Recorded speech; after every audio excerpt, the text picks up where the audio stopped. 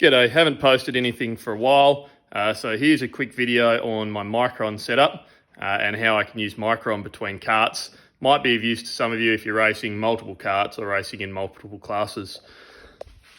So if you've seen any of my videos before, you know that I do use the Mychron. I love the Mychron. Great for data and allows me to make up my own dyno, which I have a few videos on. Just out of interest, dyno version 3.0 has some videos coming out on it shortly.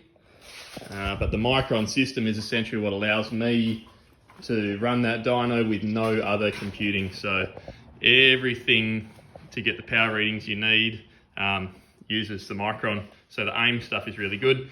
I also use a little bit of other stuff. I use the Smarty Cam. This is the older version Smarty Cam, but it works really good. Allows you to overlay your filming with some of the sensors or the information from the sensors that the Mychron's getting. I also like using the Lambda, having a play around with that. And I use other expansions that allow me to plug in the pressure sensor for the dyno.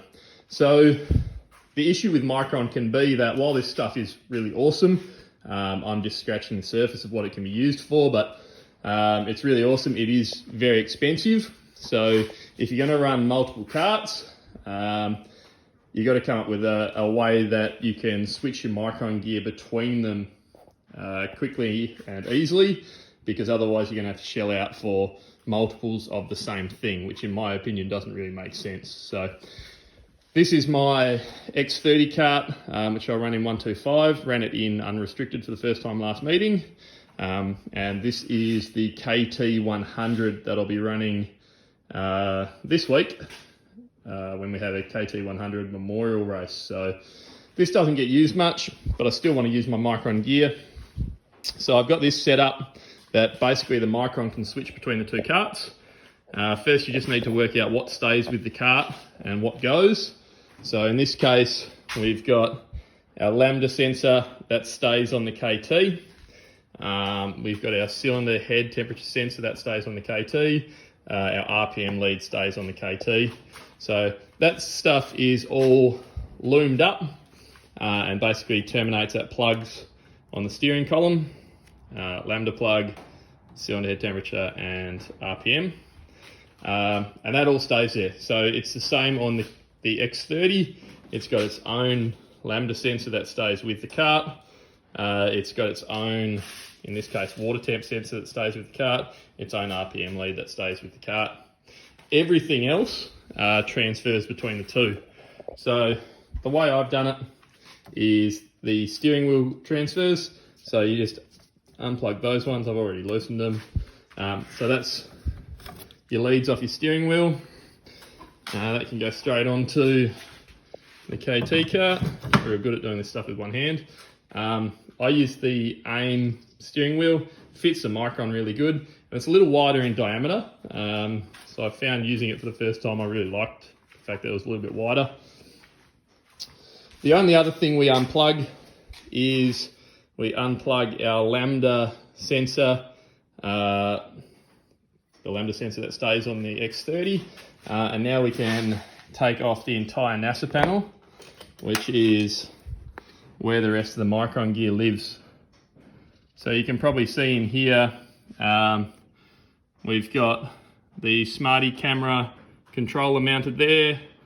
We've got the module for the Lambda sensor, the LCU1, and we've got a couple of expansion ports. So those expansion ports are what allows me to plug in extra sensors when I run the dyno.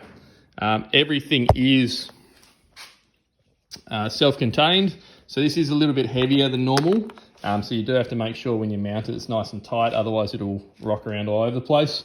The only other thing that can be a bit of a pain is all of this gear is generally made to mount wherever you want. So they come with quite generous cord length, which means you end up with a giant bundle of wires. So I'm looking to get those shortened, but since they're leads that have these specific plugs on them, I'm not sure I want to jump in and do it myself and potentially make a problem, so I might send those off to be shortened. I think the guys at AIM Australia are actually pretty good to deal with. So take your NASA panel, come over to the KT, sit it up here for a moment. Then all we need to do is hook up the leads that make sense. So we'd hook up our lambda plug, we'd pop in our cylinder head temperature and our RPM, and then plug in the expansion port from the NASA panel, and there you have it. So a NASA panel and steering wheel swap is all you need to put your entire Mychron setup from one cart across onto the next. Hopefully that'll help some of you. It's obviously a lot better than spending all the money all over again and having two sets, especially if you only race the cart once in a while. So hopefully that helps somebody. I'll keep prepping and hoping to get ready for this weekend's race.